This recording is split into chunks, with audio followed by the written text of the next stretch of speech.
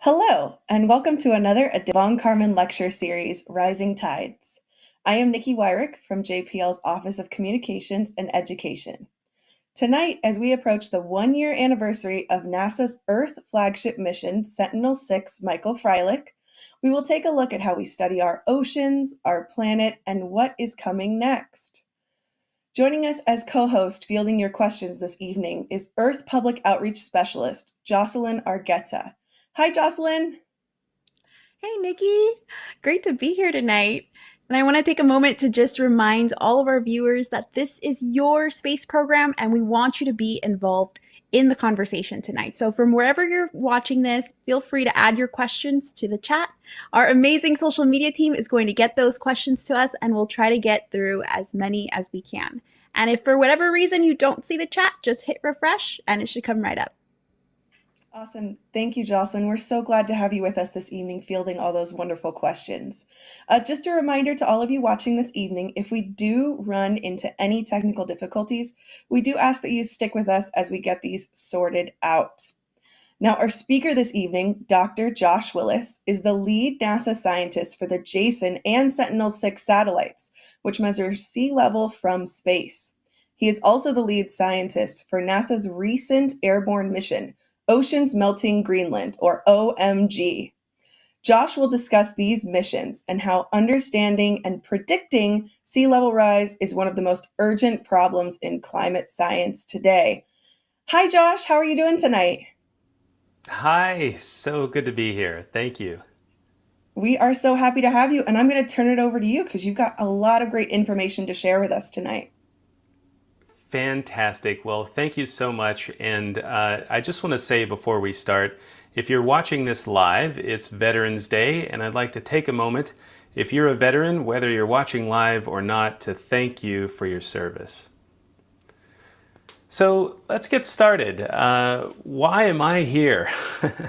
Well, I'm an oceanographer and I study the oceans using data from NASA satellites of all different kinds. But as Nikki said, I'm also the lead NASA scientist for the Sentinel-6 and JASON missions, which measure sea level from space. So what I really want to talk to you about tonight is climate change, or the warming of our planet. Now, when we think of the planet warming, we typically think of the atmosphere warming. And that's what this first graph that I'm going to show you tells us. Now, I promise I won't show you too many plots like this, but if you'll bear with me, on the bottom axis we have time. This plot goes back to the 1880s, and what we have on the vertical axis is temperature, and this is not just any temperature, it's the average temperature of the entire planet. And this tells us a very simple story that the Earth is getting warmer, and it's getting warmer pretty fast. A degree of warming, a degree Celsius of warming may not seem like a lot, but it's actually a huge change to our climate, and it's happening right now. And the big question, of course, is why? And the answer is actually us. We are actually warming the planet's climate by adding carbon dioxide to the atmosphere and increasing the amount of heat that we trap from the sun. Now, if we look back in time at the record of carbon dioxide since about 500,000 years ago, it looks something like this, where you can see carbon dioxide's gone up and down for about every 100,000 years. And right now, we were actually in a warm period. About 20,000 years ago, we were in a cold period and carbon dioxide levels were low on the planet. And then it started to warm up. Naturally, it warmed up, and we've been in a warm period for about 10,000 years. And during that time, CO2 increased in the atmosphere, and we trapped more and more heat. But if you look back at the last 500,000 years, carbon dioxide today is higher than at any time in the last 500,000 years. And the reason why is right here on the back of this slide. We've been burning fossil fuels, which add carbon dioxide to the atmosphere, and this is trapping extra heat. Now, how does that happen? Well, extra heat is actually added to the atmosphere when sunlight passes through the atmosphere. It actually warms the surface of the Earth, and that warm surface sends heat back out towards space. But as the heat goes back towards space, it's actually different than the light coming from the sun. The light coming from the sun is in the form of visible light, and it goes right through the atmosphere.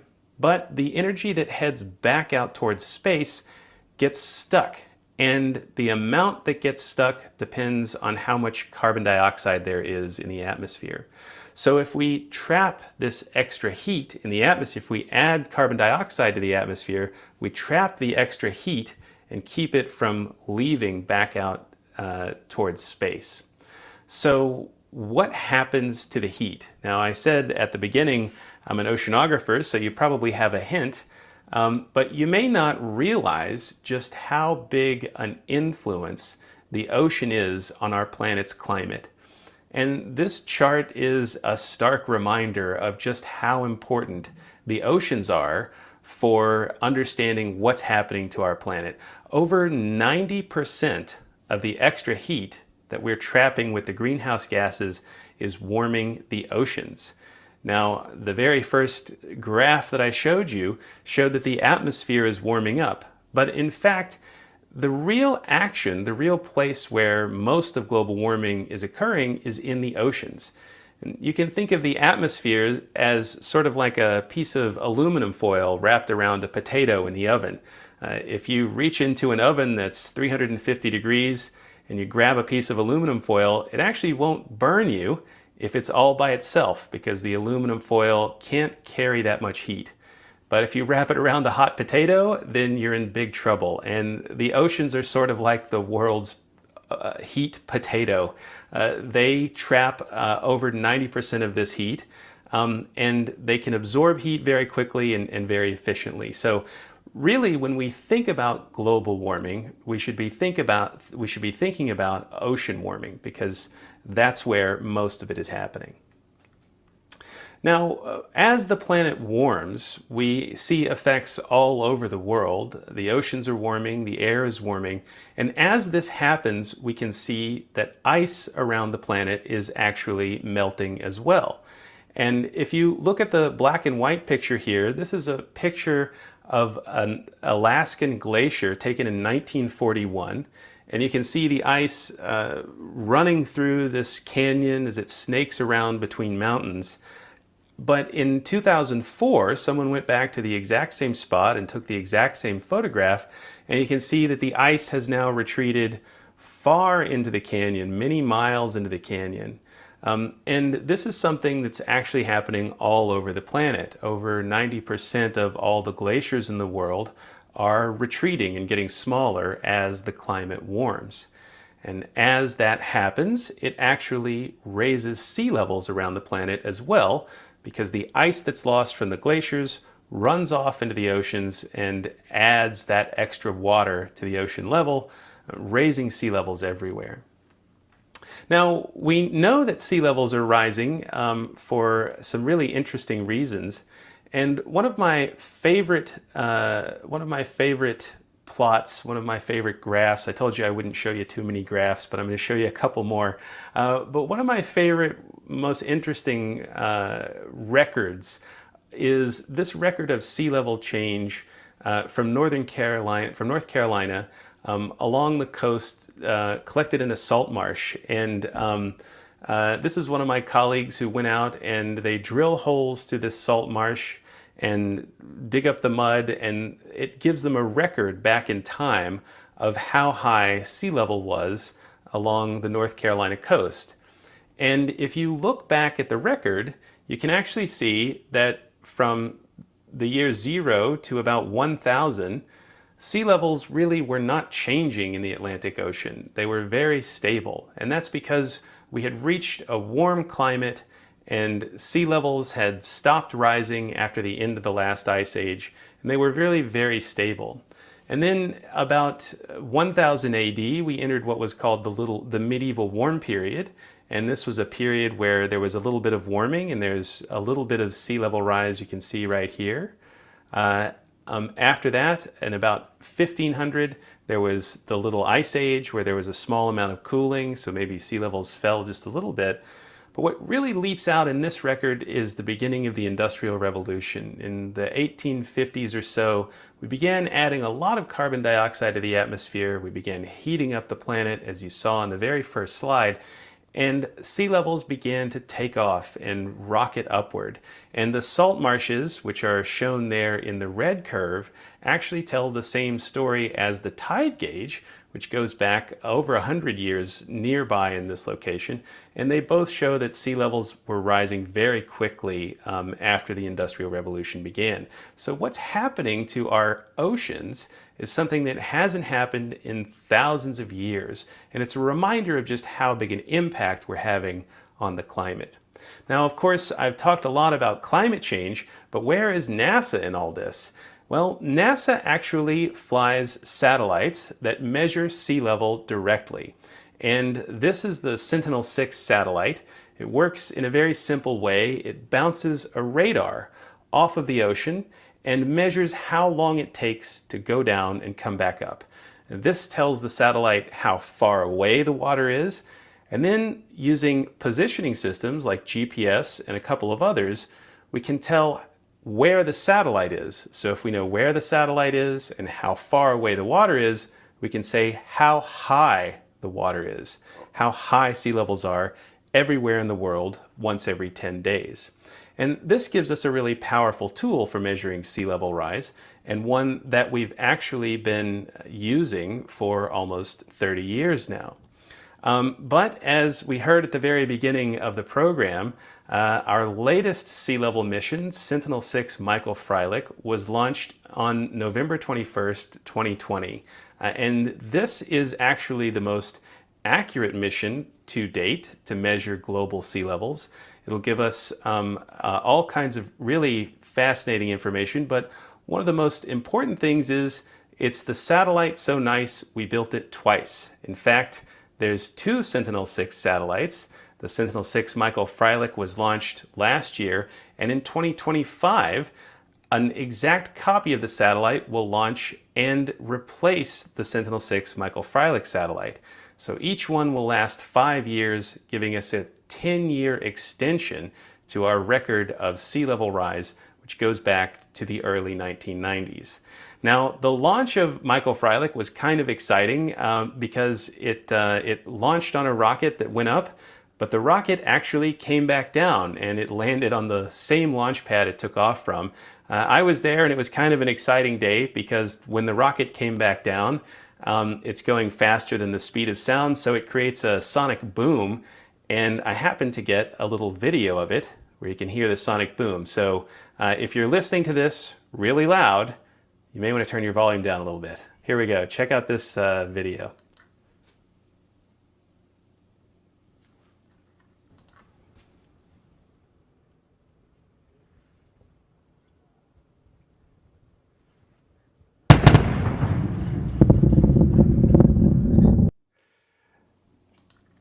Well, it wasn't just the rocket that made a boom that day. In fact, Sentinel-6 Michael Freilich was a huge boom for advancing our knowledge of sea level rise.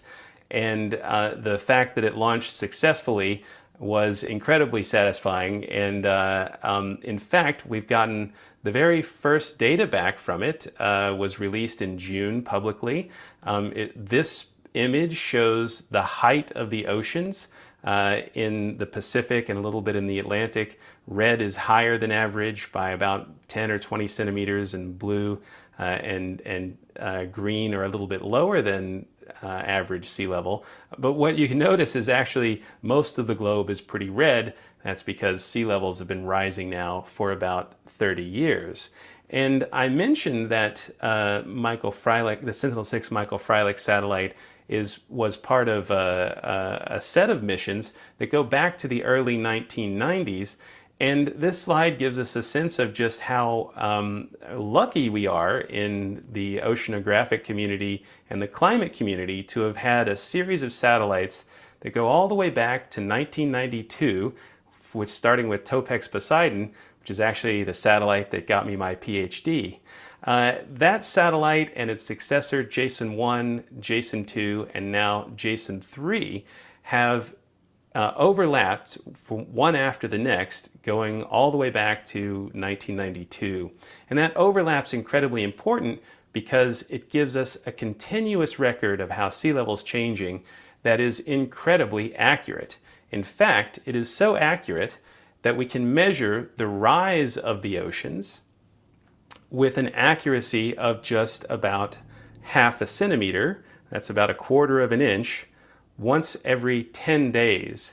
And so every 10 days we get this incredibly accurate look at the average height of the entire planet. Now that's a huge feat because remember, more than 2/3 of the planet's surface are covered by oceans. So as we watch the sea levels change globally, we're literally watching how the Earth is reshaped one week after the next. And when we look at the data, you can see right here this up and down that happens every year, this sort of rise and fall in global sea level. And this is actually due to the exchange of water between the oceans and the land. Every year in the summertime, in the northern hemisphere, the ocean evaporates lots of water up into the atmosphere and it rains down over land. It takes that water some time to reach the ocean again, and during that time, sea level actually falls until the water begins to run back off, and the seasonal cycle shifts to the southern hemisphere, and sea levels begin to rise again. So this rise and fall of the oceans, which is about a centimeter every year, or about half an inch, that is sort of like the heartbeat of our planet. It's like the exchange of water is really telling us how our planet's changing in an incredibly detailed way. But what's fascinating, really, to me, is that if you look at this record that goes back from the early 1990s to today, the most visible part of it, the thing that jumps out at you the most, is the steady rise of the oceans. And I say steady, but it's actually really not steady because the rate of rise has increased, and you can almost see it in this curve. But in the early 90s, the rate of rise was about 2 millimeters per year. In the 2000s, it was 3 millimeters per year. And today, it's between 4 and 5 millimeters per year. So we're literally watching the rate of sea level rise increase from one decade to the next. And it's satellites like the Sentinel-6 Michael Freilich mission and the Jason missions before it that allow us to do this. Now, I want to shift gears just a little bit here and talk for a second about the causes of this rise. And one of the reasons we're seeing this increase in sea level is the melting of the ice sheets. Now, NASA has another neat tool in collaboration with the German Space Agency. It's called the GRACE mission, or now the GRACE follow-on mission. And this satellite is actually a pair of satellites. These two satellites chase each other around the Earth. Their names are Tom and Jerry, in fact, just like the cartoon characters. And whenever the first one goes over something heavy, the pull of gravity causes it to speed up and move away from the second satellite just a little bit. So what we do is we measure the distance between the two satellites very, very accurately, and by watching them move together and apart, we can infer how heavy the things are that we're flying over. So, for instance, when we fly over a mountain with this satellite, we see the satellites pull apart at the beginning and then come back together when the mountain is between them. So using this information, we can literally weigh the continents. And when we weigh the continents or the islands like Greenland that are covered in ice, we see that the ice in Greenland is actually disappearing.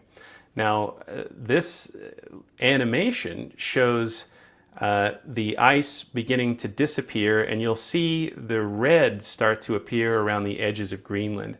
That represents tons and tons of ice that are being lost from the edges of the ice sheet.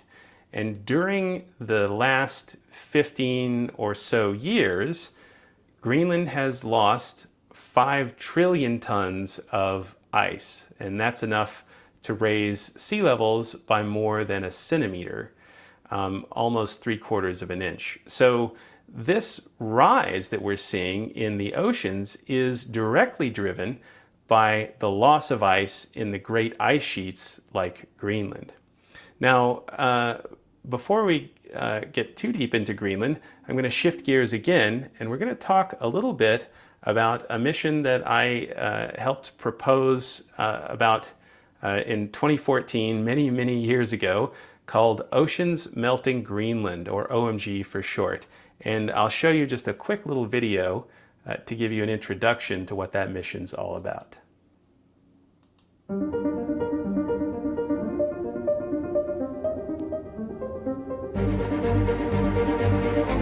There's enough ice here in Greenland to raise sea levels by 25 feet all the way around the world. It's an incredible amount of ice, and it's melting and adding to sea level rise.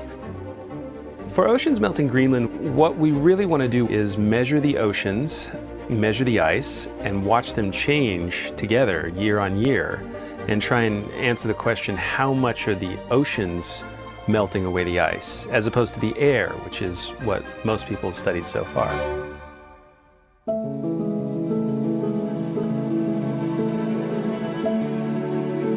It's really a breathtaking landscape.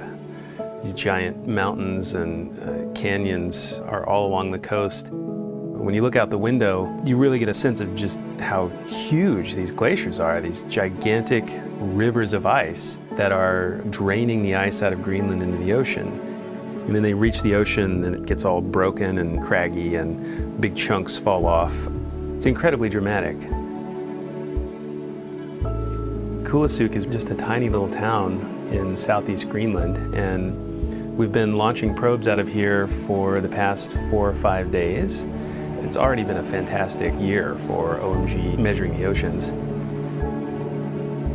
We launch them right out of this tube right over here. Open up the tube, you can look right down it and see the water passing by, or sometimes the icebergs or clouds or whatever it is we're flying over. We slow down a little bit and we just push these big gray cylinders out of the bottom of the plane, and they fall to the ocean and measure the temperature and salinity when they get there and radio it back to the plane. We're really trying to look at the ice and ocean all the way around Greenland. So we're dropping 250 profilers. We're going to cover the coastline all the way around. And in the spring, we map out the glaciers with a radar, also all the way around. So we're really looking at mapping all of the ocean-ice interactions in Greenland as best we can with one mission. So there's a little information about Oceans Melting Greenland, or OMG for short. And as you're probably wondering, yes, I did come up with the name OMG, in part because I wanted people to remember how surprising it is that we're having such a big impact on Greenland, but also because those 3 words really embody what the mission's all about, which is that the oceans are playing a big role in the ice loss in Greenland. So we started out really thinking about how the Earth was warming, and the oceans reminded us that they play an enormous role in how the climate's changing. Well, Oceans Melting Greenland is zooming in on how they're changing the ice in Greenland. Now, the idea behind OMG, as I said in the video, was to measure both the oceans and the ice and try and understand how changes in the ocean could lead to changes in the glaciers all around the edges of Greenland. You're probably also wondering if I'm wearing the same shirt as I was in that video, and yes would be the answer to that question. So let's take a little deeper dive into the process that allows the oceans to reach in and melt these glaciers. Now, we normally think of Greenland as melting from above, like a big ice block under a hairdryer. But actually, the ice on Greenland is sliding off into the ocean in the form of these glaciers. And if we look at how the glaciers are changing, we can actually get an idea of why the oceans might be playing such an important role. Now, many of the glaciers in Greenland reach right to the sea, and as melt from the surface accumulates on the ice, it actually drills a hole down through the glacier, and it allows the water to run underneath the glacier, along the glacier bed.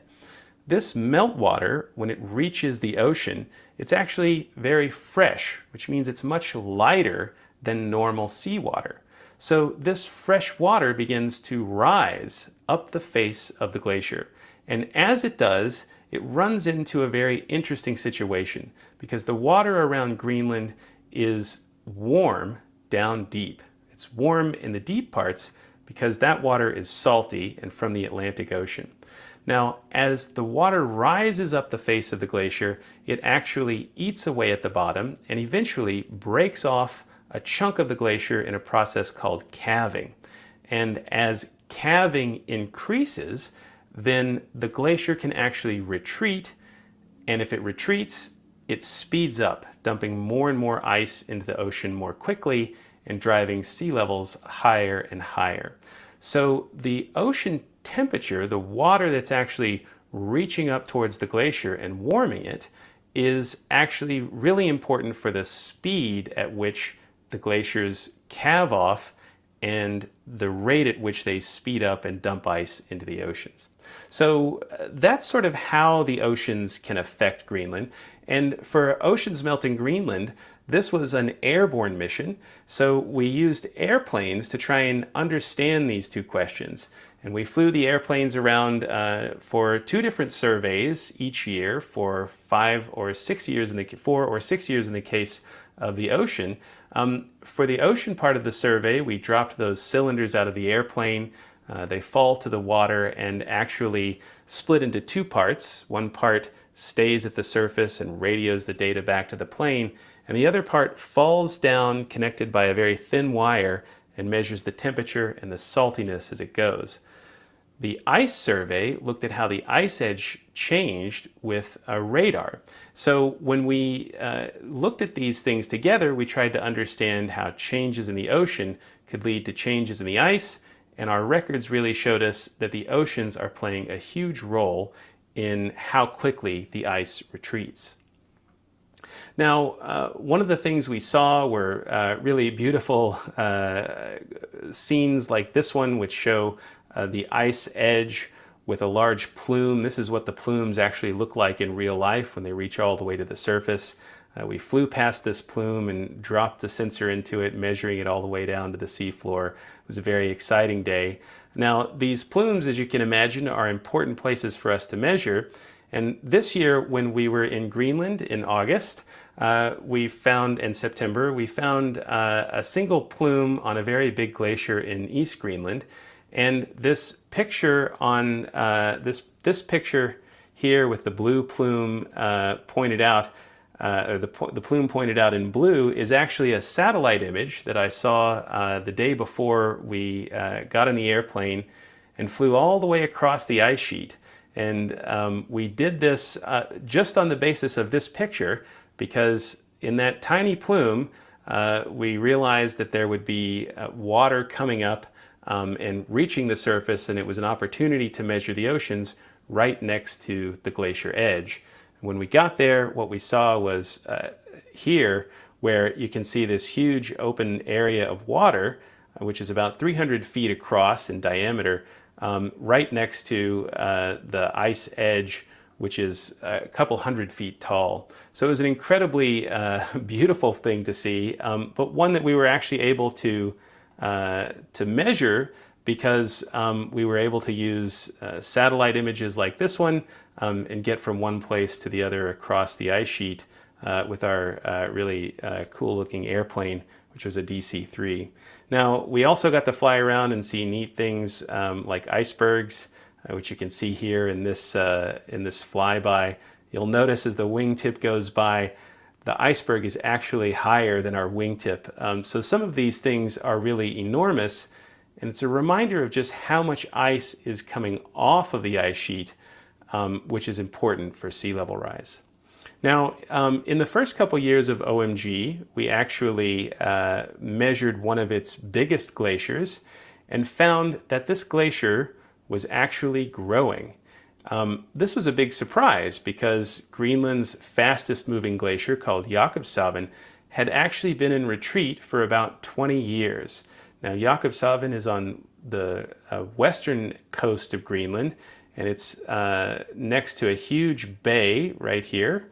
And inside this long fjord, right where the pointer is right now, is the edge of this mighty glacier, which is known locally as the Ilulissat Glacier. Now, this glacier is famous among glaciologists because it's been retreating so fast, but in the first year of OMG, or the first 2 years of OMG, we found that the glacier was actually growing. And these images, which were taken by our aircraft measuring the glacier, show in blue where the glacier was actually getting thicker from one year to the next.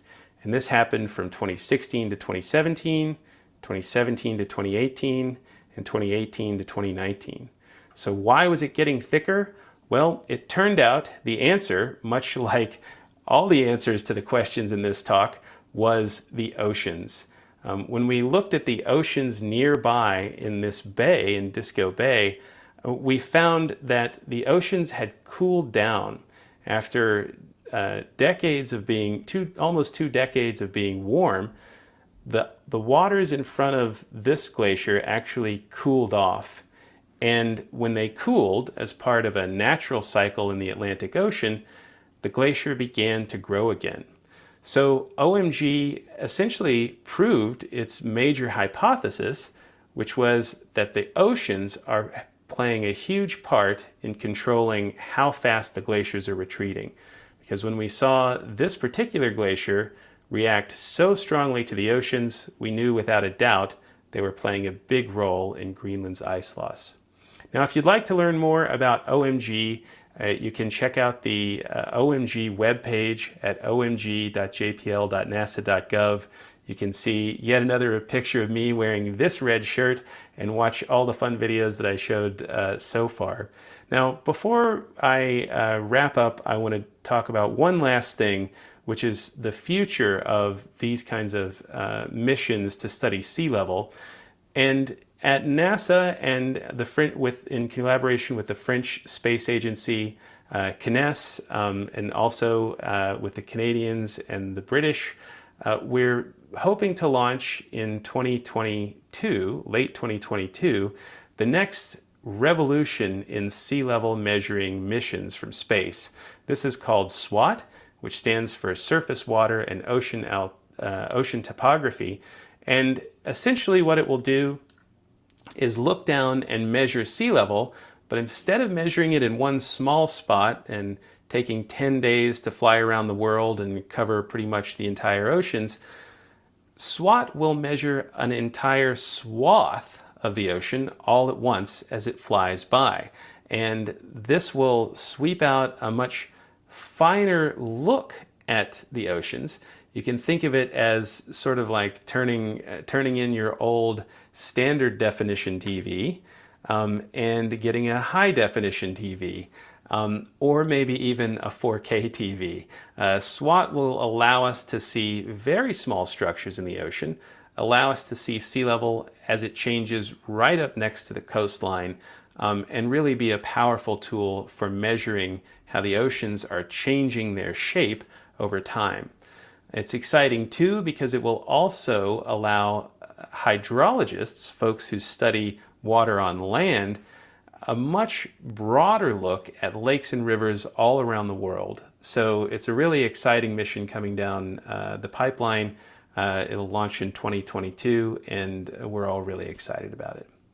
And with that, I will stop and be happy to answer some questions. Yeah, absolutely. Josh, you've given us a ton of information, and I'm sure we've got a ton of great questions out there. So, Jocelyn, what are they asking us? Yes, we do have a lot of really great questions coming in through our social media. The first one, let's kick it off with Filanka on YouTube wants to know, warming of the planet is natural, right? Well, that's a great question. A lot of people want to know how much of the current warming of the planet is part of a natural cycle. But if you remember back at the beginning of the talk, the planet was already in a very warm period. And what's happened in the last 150 years has been warming on top of that already warm period. So the warming that's happening today, the warming that's happened since 1850, that's almost entirely human caused, and it's driven by adding fossil fuels to the burning fossil fuels and adding carbon dioxide and other greenhouse gases to the atmosphere. Great. And JB Maps on YouTube has a great follow-up question to that. They want to know, does NASA keep up with all the underwater volcanic activity going on? And does the volcano have anything to do with oceans heating up? Well, that's a great question. There are sources of heat in the ocean from down below. There are underwater volcanoes. There are things like hydrothermal vents.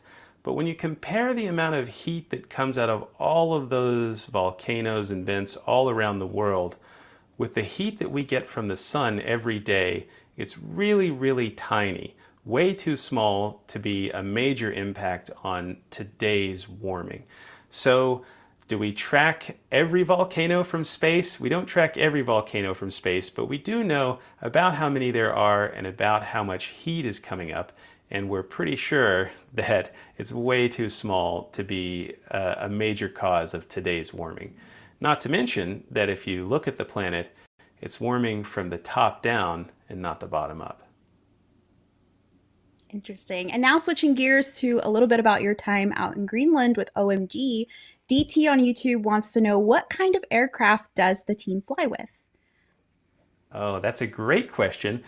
We actually fly with for the last few years, we've been flying with an old DC-3 aircraft that was modified and more or less rebuilt to carry out science in the Arctic. And these old planes are really neat. The pilots call them tail draggers because when they're parked, they're sitting on a slant. The rear tail wheel is much smaller than the main landing gear.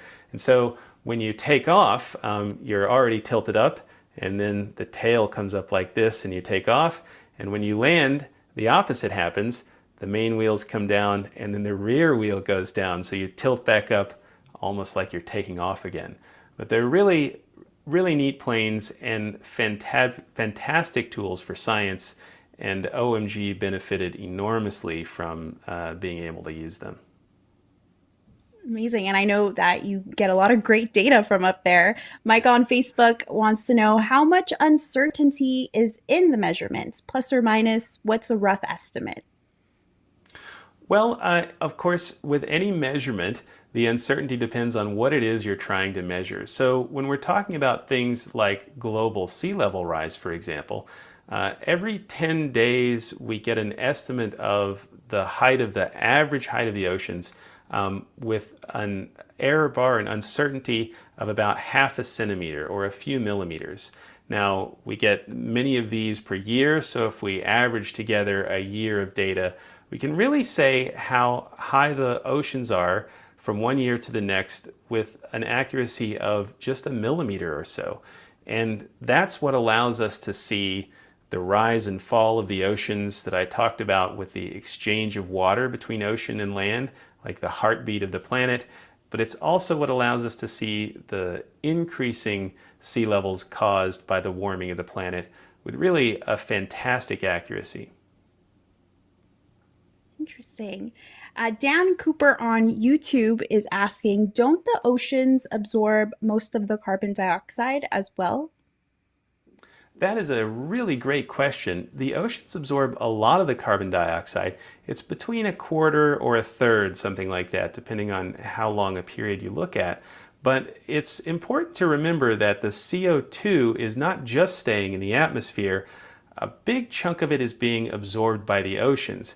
And that means that even if we were to somehow, which would be very difficult, take carbon dioxide out of the atmosphere, some of what we added to the oceans could come back to haunt us. So we're not just adding CO2 to the air, we're adding it to the oceans, which also makes the oceans more acidic.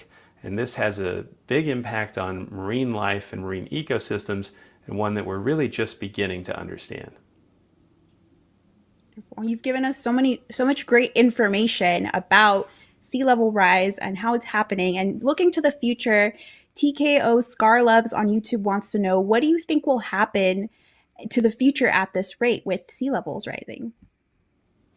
Well, one thing that's clear is that sea levels are going to continue to rise for a very long time.